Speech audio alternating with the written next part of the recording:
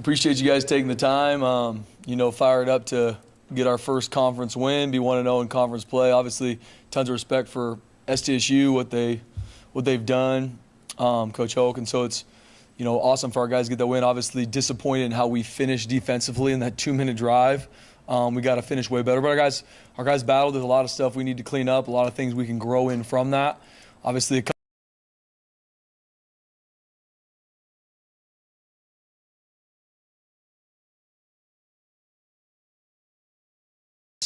the different techniques we're using to tackle, the different, obviously, situations we're putting our guys in, because we did not tackle well on Friday night, which was a huge part of the explosive plays that came up, and a huge part of us not winning the third downs we needed to. I mean,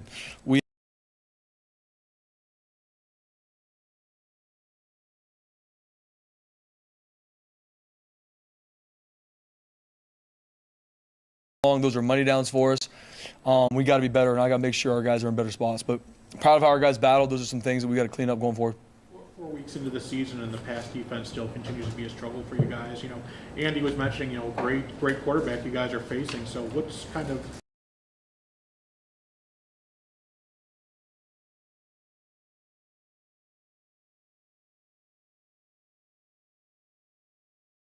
to the Washington game. There's obviously some things in the back end from a coverage techniques situation we put them in, and growing those from an eye control standpoint, what they do.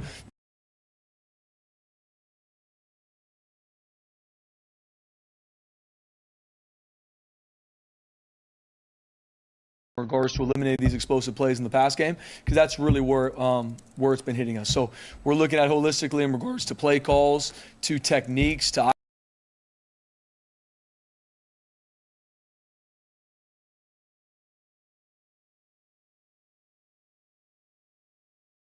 the third downs when you guys are 85th, I think, in the country in Yeah. third downs. I mean, obvious answer, but how much better would the defense be if you're getting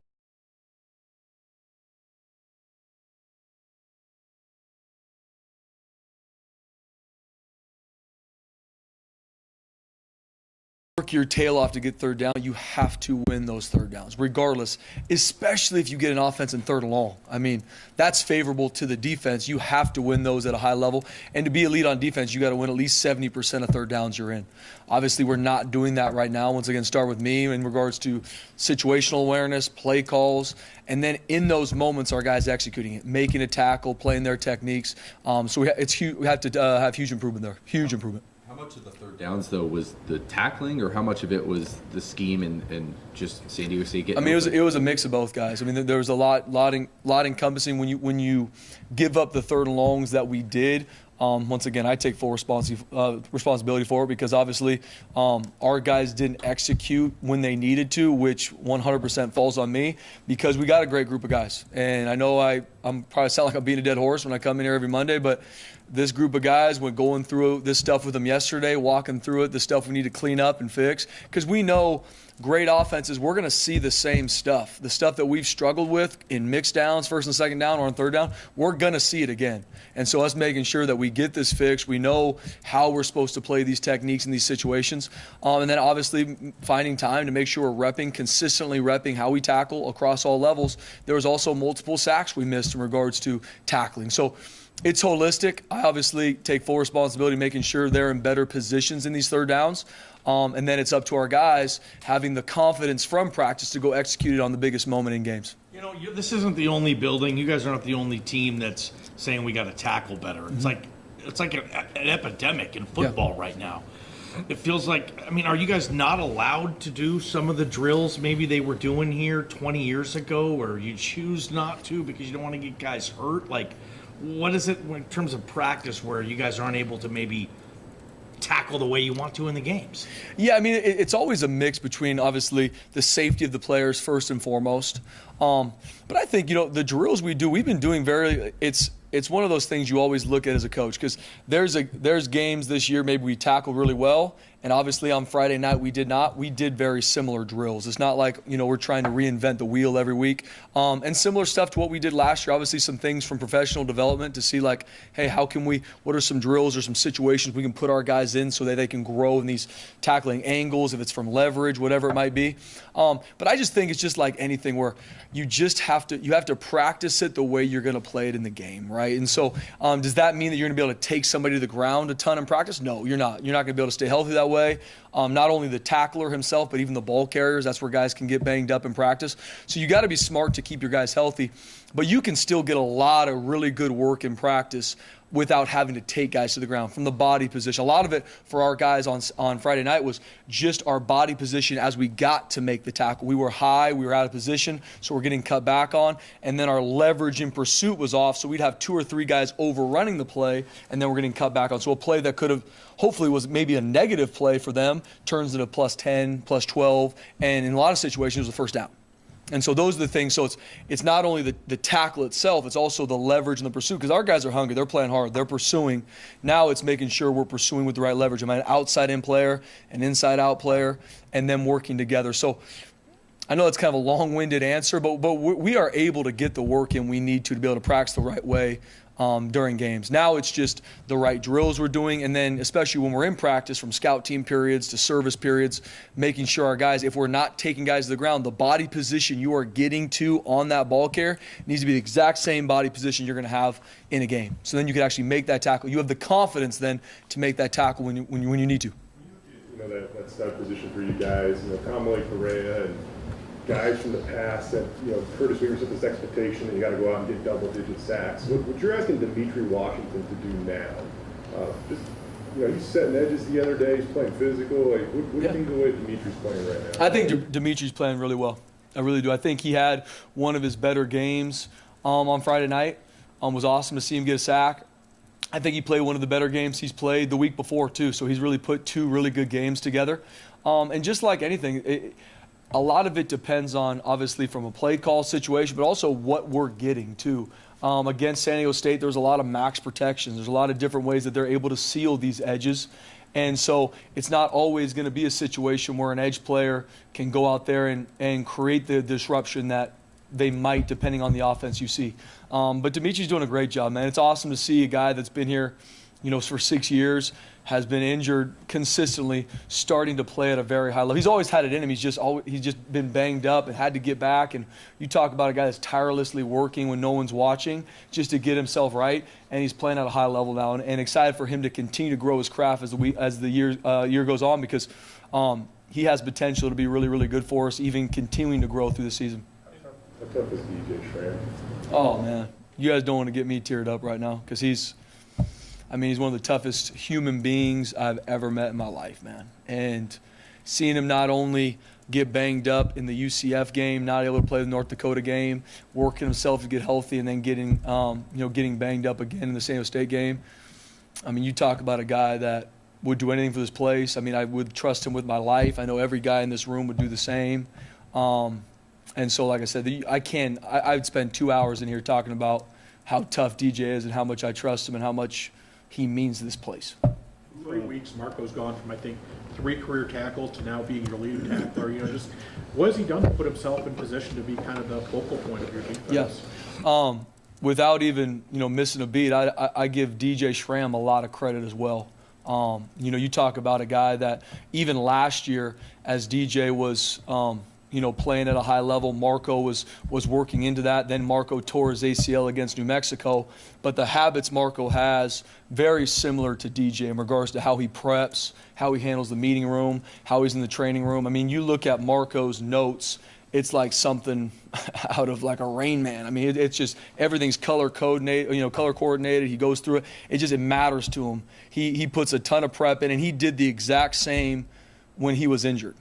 He was one of the few guys was injured, out for the season, still came to every single meeting, still did everything as if he was playing, because he didn't want his mind not to stay sharp. And fast forward 365 and so days, and now he's in the limelight, and it's showing, and he's playing at a high level. And once again, it comes from a guy that was working when no one really even knew who Marco was. And now seeing him play and play at a high level and really being a guy, I mean, in regards to eligibility, truly a freshman. You know, in regards to redshirted, got hurt last year, didn't play. So this is really his freshman year, being able to play the way he is. Excited for him to grow in this program. He's doing a really good job. What are your thoughts on the United Nations? Yeah, it's been it's cool to see. It's cool to see our guys grow throughout the year. You talk about Ahmed Hassain, you know, working his tail off and being able to get some of the production that he did. Even getting Max Steege in there, rolling a little bit. You know, I mean, we got a great group of guys, and I'm not sitting up here just trying to blow smoke at you guys. We really do. Young in certain spots, failing, learning from it, having to grow quickly in a lot of different situations because of that. But they're awesome to be around, and they really truly are growing. A lot of things on Friday night that didn't go our way are fixable. Now we have to fix them, starting with me, but they're fixable. A tackle here, a misunderstanding of a technique in this situation, they're fixable, and we're growing. Now we got to grow quickly. Like I was talking to the defense yesterday, there's only two ways you learn in life: through pain or through wisdom. And right now, there's some situations where we've learned through pain. We've made mistakes in games that have hurt us. Now let's take the wisdom to learn from those past mistakes. Even if maybe I wasn't the one actually in on that play, let's learn from that. So when it comes up against Memphis, comes up against San Jose State, we can learn and grow from it. Because, you know, years past, we've talked about, you've had guys that had 2 years under their belt of playing experience. They've been in these situations. They know what it feels like. Our guys now are getting there. This is game 5. And so now it's time for us to we got to be way better from game 4 to game 5. Who's responsible for the United Nations nickname there, and how many of the 8 languages can you speak from the D-line? I can't take credit for it, and I'll tell you what, I mean, yeah, I can speak one decently well. I can tell you that, yes. Other than that, that's about all I got.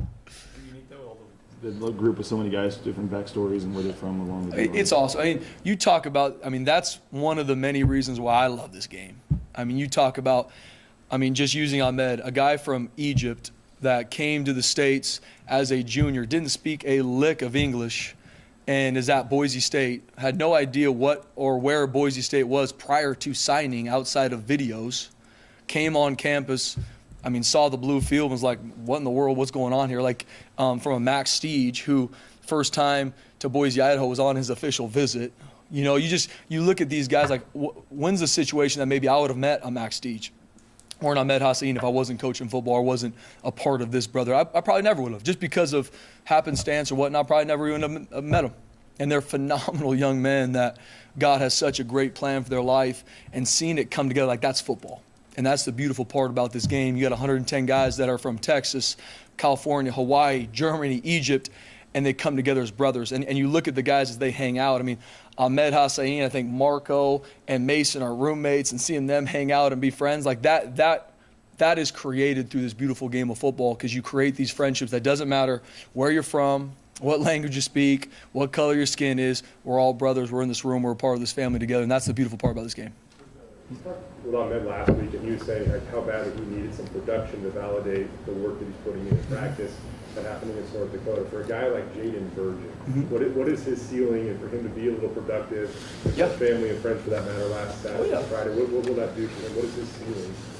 I think Jaden Virgin has the potential to be a really, really good player for us. Obviously, as a redshirt freshman, so much is still untapped. But you talk about, I mean, he's one of the most explosive athletes on our team. I mean, in regards to just testing numbers, him running, his explosiveness, and seeing him grow even from fall camp to now is exciting. I mean, Coach Frazier, Coach Av are doing a great job with him. I mean, a guy that from high school played a lot of tight end, a little bit of defense, and then coming out here now as a redshirt freshman and being a guy that I think can truly grow into being a guy that can win one-on-ones consistently on the edge in regards to pass rush, which is what we need and what we put a high priority on with our edge guys. And so you see a guy from San Diego, you know, plays a lot against San Diego State, gets a fumble recovery in a huge moment that Ahmed was able to force out. You know, some of those plays, I think, just build your confidence that, okay, not only am I going on the field and I'm playing, now I'm actually I'm growing, I'm playing better, and that builds your confidence to then, you know what, I want more of this. I want to make sure I'm studying even more in this film room. I'm growing all my habits because potentially, you know, he's got it all.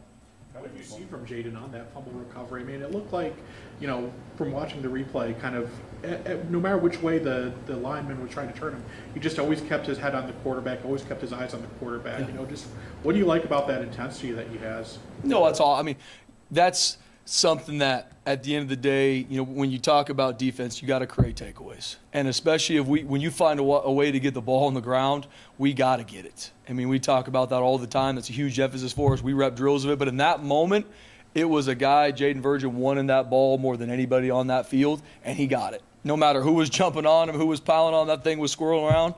And he found a way to get it for our team, which then put our offense in a great situation. I think the ball was on the minus 24-yard line going in. Huge swing in the game. It was just his want to, which is huge. And Diablo's making his return to the Liberty Bowl after that tackle or that interception return. Now, what do you like? How many times is that ever shown to guys, or do you remember that? What have you seen about that play? And then he's not big on reflecting, but for him, his last college game being there. Yeah, I'm trying to think, BJ, when the last time we for sure showed it to our guys a couple times. I think it's actually on one of my LB highlights that I show some of the recruits, and I'm like, who is that? They're like, I have no idea. I'm like, well, that's the head coach you're about to go meet with here in a couple minutes. You know what I mean? But we show it to our guys a lot. Regards to even just.